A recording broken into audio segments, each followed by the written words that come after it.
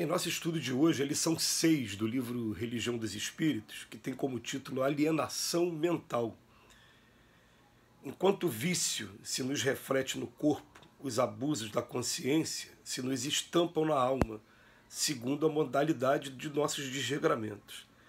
É assim que atravessam as cinzas da morte em perigoso desequilíbrio da mente, quantos se consagraram no mundo à crueldade, à injustiça, furtando a segurança e a felicidade dos outros.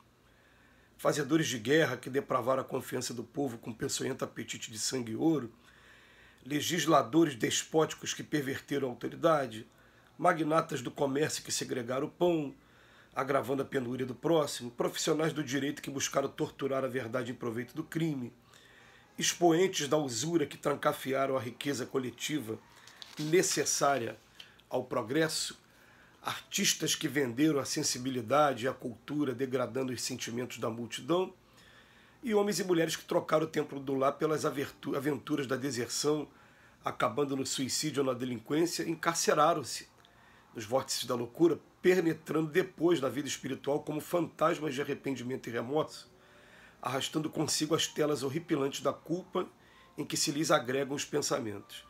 E a única terapêutica de semelhantes doentes é a volta aos berços de sombra, em que, através da reencarnação redentora, ressurgem no vaso físico cela preciosa de tratamento, na condição de crianças problemas em dolorosas perturbações.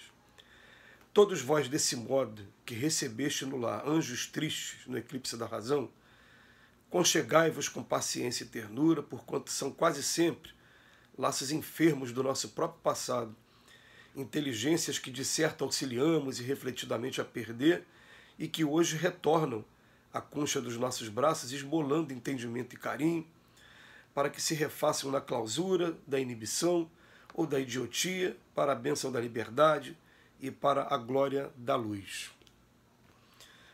As palavras de hoje dessa lição são palavras duras, mas palavras que são incessantemente repetidas por diversos espíritos que querem nos esclarecer.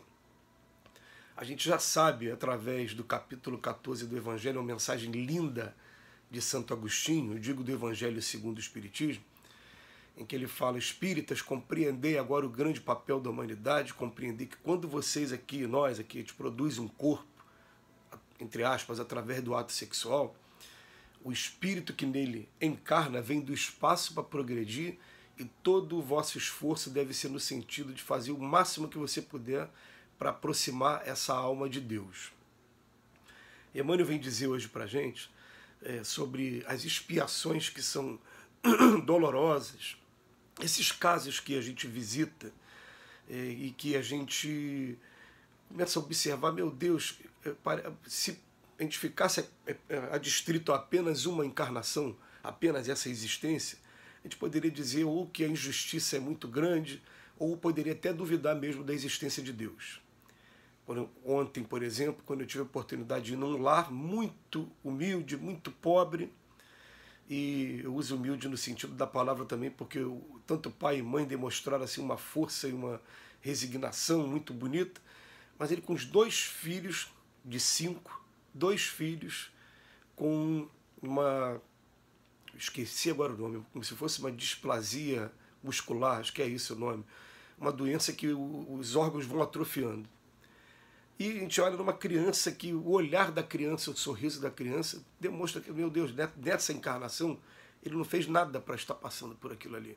E a gente encontra crianças que às vezes passam pela cadeira de roda, que passam por limitações mil, e os espíritos vêm dizendo: olha, o sofrimento não é de Deus, Deus não quer o sofrimento. Se Deus quisesse o sofrimento, ele não deixava a gente inventar, né, a gente descobrir a anestesia, descobrir os antibióticos. Não, todo sofrimento que a gente encontrar, na verdade, está sendo humano. Então, o Emmanuel, ele vem caso a caso, ele vem aqui fazer um rol de exemplos de situações que são expiações compulsórias. A gente teria que ter mais tempo, né, além dos 10 minutos, para poder estar explicando essa situação. Mas o espírito que está com a consciência culpada e crivada de erros, principalmente erros que provocaram muita dor no próximo, ele chega do outro lado da vida completamente aturdido e sofrendo já as perseguições daqueles que foram suas vítimas, e são levados sim a uma espécie de tribunal que vai fazer com que eles primeiro admitam, reconheçam o erro que praticou e depois vejam o alcance do mal que ele fez, o quanto ele provocou de dor nas pessoas.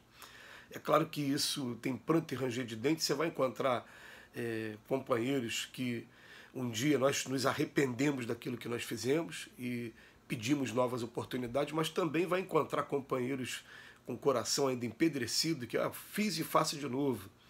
E para esse tipo de pessoa, só uma coisa vai dar jeito: ele ser aproveitado numa nova encarnação, mas dessa vez uma encarnação bem dura, em que ele, de acordo com a categoria aí dos crimes, das falhas que ele cometeu, ele vai estar resgatando ali, até no próprio corpo físico mesmo, as suas limitações. Porque tudo que a gente faz com o próximo, de mal, a gente também marca também o nosso corpo espiritual, e daqui a pouco a gente traz essas marcas no nosso próprio corpo. Isso é tão complexo de se falar, mas se fosse falar de uma maneira mais vulgar, eu posso aqui garantir, com relação a vários livros confirmando, e muitos espíritos se comunicam com a gente nas nossas reuniões confirmando também. Cada vez que eu, por exemplo, puxo uma arma de fogo e dou um tiro em alguém, eu estou marcando o meu corpo espiritual naquele lugar que eu acertei a pessoa. Eu vou ter até um tempo para tentar reparar o mal que eu fiz. Mas se eu não reparar o mal que eu fiz, essa marca vai vir no meu corpo. Então daqui a pouco, se eu acertei o coração de alguém, é meu coração que daqui a pouco está vindo com problemas graves. Se eu impossibilitei aquela pessoa de andar, sou eu que daqui a pouco estou vindo numa cadeira de roda também com a limitação na perna. Ou se eu privei o pai e a mãe do amor de um filho, tirando a vida do filho, daqui a pouco sou eu que vou estar vivendo também essa experiência de perder um filho aqui na Terra. E a gente vai pensar, mas então o que é isso? É olho por olho, dente por dente? Não, é educacional. Infelizmente, tem coisas que a gente só aprende quando a gente passa pela mesma situação, a gente vê a extensão da dor e a gente começa a ter a consciência de que não deve praticar aquilo de jeito nenhum, porque a dor é muito forte, é muito grande, a gente não deve provocar isso nas pessoas para o nosso próprio bem, porque a gente vai estar, na verdade, condenando o nosso futuro. Então, o Emmanuel ele começa falando do vício, que enquanto esse vício se reflete no corpo, os abusos da consciência, eles seguem para a gente. O vício, o que ele está dizendo aqui no primeiro parágrafo? A pessoa começa a usar uma determinada droga hoje, você já percebe em muito pouco tempo a mudança de fisionomia, o que acontece o que o vício faz com a pessoa. Não é só o efeito da droga também, não. É principalmente o efeito os espíritos que estão viciados, querendo tirar uma casquinha. Não tem como fumar, como beber, como comer diretamente, quer tirar a casquinha de alguém, aproveita daquele que está sendo o usuário aqui. Então, a gente percebe sim, né, a fisionomia, e também com relação a alguns crimes. Tem crime que a pessoa comete e logo em seguida você vê que a fisionomia da pessoa também fica mais embrutecida, muda a fisionomia. Ele está falando, assim como acontece com esse reflexo do vício do corpo, os abusos da consciência ficam estampados na alma. A gente chega do outro lado, né, em perigoso desequilíbrio da mente. E ele vem falando que cada caso que a gente leu, e no texto fica aí à disposição para quem quiser ler de novo.